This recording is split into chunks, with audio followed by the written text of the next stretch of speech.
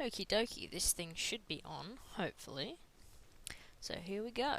I'm going to be doing for you a bit of a tutorial. Why isn't this working? It won't let me move my thing, which sucks kind of balls, but go like that. There we go. I had it in the wrong mode, that's why. Okie dokie. Where'd my layers thing go? What the hell's going on here? This is getting a bit annoying. Alright. Oh, it's right there, in front of my face. I just can't see it. We're just gonna open up a 700 by 700 because I'm going to teach you how to do quick and easy, glowy, fiery effect looking kind of things.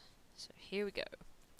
Going to negate the background because, I don't know, I just like negating the background, okay? Jeez. So we just basically select the whole thing with the selecty tool, go edit, fill. There's also a shortcut for that which I don't use just because I'm lazy and not lazy at the same time, except I just filled it with the colour that it background was. I didn't mean to do that. I should have chosen black first, that's what I wanted. You don't have to do it on black, it's just easier for you to see what I'm doing. At least doing it twice means you should get more of an idea of what I'm doing. So, you then deselect that, and you select the lasso tool, which doesn't have to be on plus, but I think mine is. And you want to change your layer to layer number 2. You also want to change your colour. Now the first part has to be blue because that's the source of the flame. And sources of flames are generally blue depending on what you're burning, but for this we're going to give it a blue base. The right colour is a little bit difficult to find, but that's about the shade that you want. Now, yes, that's all good. I'm on addition thing, which you don't have to have.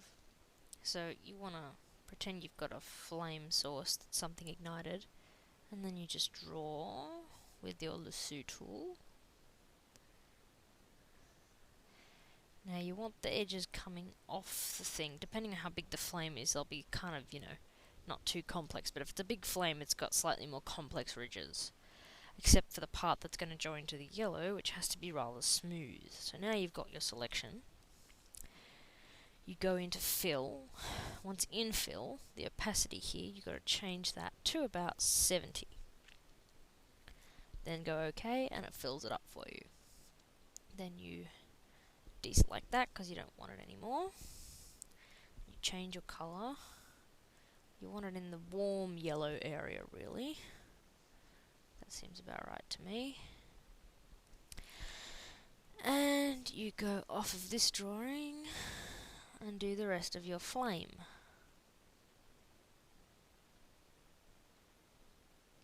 You want to overlap it a bit, and you want to follow the line of the blue that you made there because it just looks more natural then. Okay, so now you've got your new selection. You want to keep it on that layer. Fill that one in. 70% opacity, yes.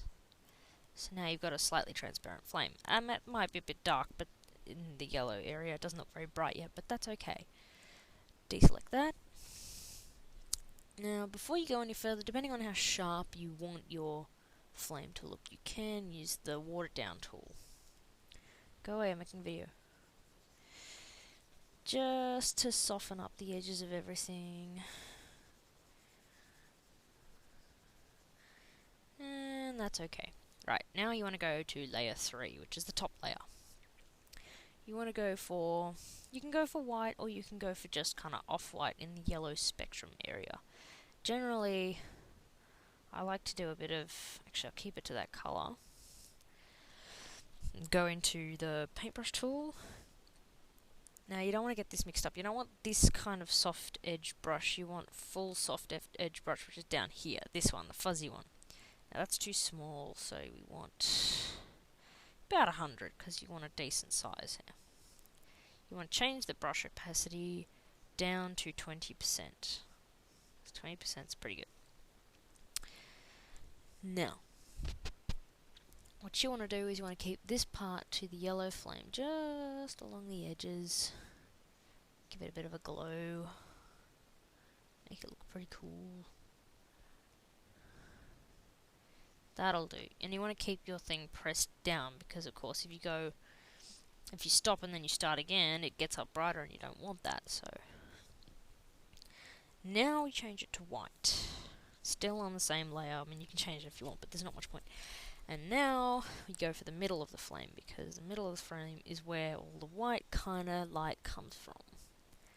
Where shit's burning. Now this time you do want to be lifting your mouse a little bit, and you can go over the edges of the blue for the white, but you don't really want to go over your yellow, because that kind of ruins the point of putting it there. The edges, I mean. And you basically just do that for kicks. I mean, you can do a little bit of lightening up there, and voila, you've got easy flame. So yeah, it makes it a bit easier to do the flame effect. Ta-da!